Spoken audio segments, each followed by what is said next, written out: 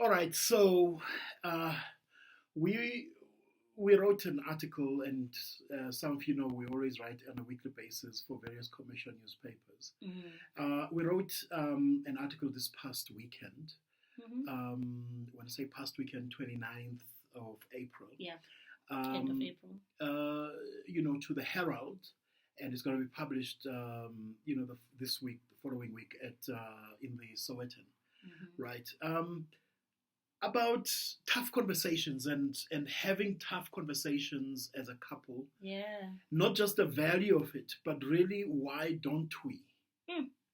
have tough That's, conversations? that's a tough one, hey? That's a tough one, the pun Because intended. yeah, Yeah. that's a tough one because we don't have tough conversations for various reasons. Some don't want to have tough conversations because you just don't know where to begin. Yeah, you've How not to been start, trained how to deal with such conversations. Yeah. Absolutely. Maybe the other reason could be because you know the person you are married to. Mm-hmm. That's maybe the person is full of pride, Yeah. or maybe the person, doesn't like to be criticized. So the reaction won't be The good. reaction won't be good. Yeah. You know what I mean? And sometimes now, because you're not trained, the way you engage with the person, it comes across as a criticism. Yeah, and nobody wants to be criticized, right? No, nobody wants to be criticized. So I'm not the only one. we thought of this thing, Oguti. Some couples, like for instance us, I was born and raised in Gqeberha, right, in Port Elizabeth, and you were born and raised in Durban, right, and we stay in Joburg, right, and our families, my family, 90% of it, actually 99% of it is in Gqeberha. And mine, 99% is in Durban. So. Right? So we're just here in Joburg, and we thought of this, Uguti. What will happen when one of us passes on? Where would we be buried? Where would I be buried? Because with African families, right? Yeah. When one, and especially, ladies bear the brunt of this. Yeah. When the husband passes on, the ladies always get to be kunalabo malume the nabo second. auntie. Yeah. That you've never seen. Like you probably have seen them once or twice in your life, but the minute you die or the minute something happens to you, here they are making decisions. But I think that what we've been struggling with is having that conversation. Yeah. We've been struggling having a proper conversation about, should anything happen to any of us, what do we do? What do we do? Maybe it's time we start talking about it. Because honestly, we've really been avoiding this, and there's no need, for us to avoid it. To start. I think the first thing for me, what we said about the 2 points earlier on. Firstly, you not being trained. When I say you, I mean somebody, one of the partners, or both of you, not being trained. Yeah. To speak or to communicate. And then you kind of say stuff that you feel like, or the other person feels like, you could have found a better way of saying it. Mm-hmm. It comes across as criticism and all of that. That's the first point. The other point we said, it is because the other person was. The other person kind of feels like it's not. They're being attacked. Yeah, or criticized. Or they are, full of pride and all of that, and then it ends up in a fight because So, I would say for me, the first thing. Why have you been avoiding this conversation? Because we've been meaning to have this conversation about what should or what would happen. Well, firstly, I know my family. Yeah. Right? Okay. My family is not... I successfully extricated my marriage from my family. When I say that, I mean, when the Bible says a man shall leave his mother and father and cleave to his wife and the two become one, I really think that successfully, both of us, we managed to leave our families. But I mean, yeah. And we're able to build something, a family of our own. That's good. But here's where I'm going with that.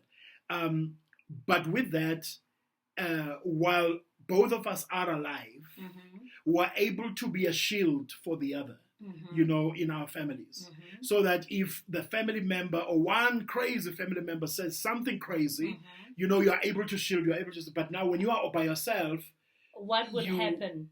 Look, is what I'm saying, Uguti, that what will happen is if somebody says something crazy while we're alive, both of us, it means that, I should be able to step in and be that buffer. Alive, I get. Right? I'm talking should one of us not be alive to shield the other? Well, if that crazy family member, what is your plan around that? If that crazy family member comes through, and now the buffer is no longer there, what will happen right? Then? Hopefully, you've built enough relationship with them so that they don't say anything crazy. But I think that one of the things that needs to happen is that we need to not only just talk about it, Tina, the two of us, right? But also communicate, our agreements across to our families. Yeah. Even more important while both of us are alive. 100%. You know what I mean? And so that there is no surprise when one of us is no more. That's for me. I think that's exactly what needs to happen. Yeah. Your families need to know what your wishes are. They know your wishes for each other whilst alive. It's also important that they know what your wishes are, even after you pass. Yes. For one another, and so that they don't make assumptions. Because, I've had an experience where a family member got buried where they didn't want to get buried, or where they had no intentions of being buried in that particular place. But because there was no communication and because there was nothing that was ever said to the families, families made a decision. And you know that when one partner passes, the other one is in distress.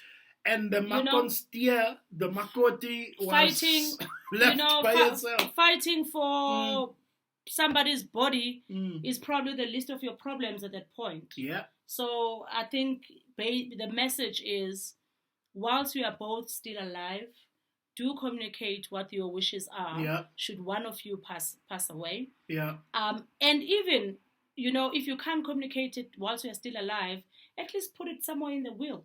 Put it somewhere. It's written. And it was done in front of a legal sort of expert or a lawyer or something to say, should one of something us, like pass, this is what we want done. Because with all honesty, guys, hey, families can be hectic, eh? Again, I emphasize, especially the ladies. Yeah. Ladies bear the brunt of this much, because now it's now our son.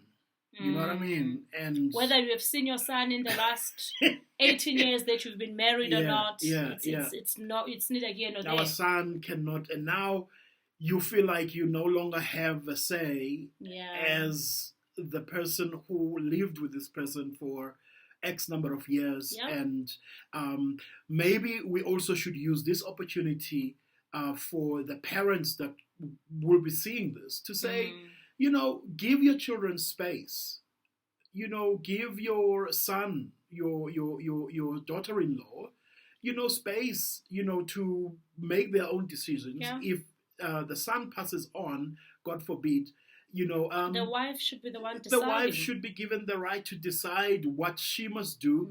Where, of course, she needs all the help and support she can get. There's absolutely no question there. But I'm just saying, just back off. Is that the proper way of saying it? For a lack of a better word. Yeah, just back off. He actually meant chill a bit. Just chill. That's what he tried to say. Just chill. Just let the lady lead. You know what I'm saying? And hopefully there's enough mutual respect that has been built over, and that's why it's so important to build that respect and that mutual respect while you're alive.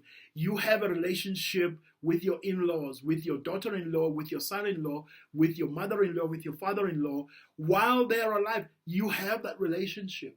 And it's so important to have that, because when you don't have it, it actually becomes even more more complicated in situations like this. So please. So tough conversations, as hard as they are, as difficult as they are to have, but they're important for us to have.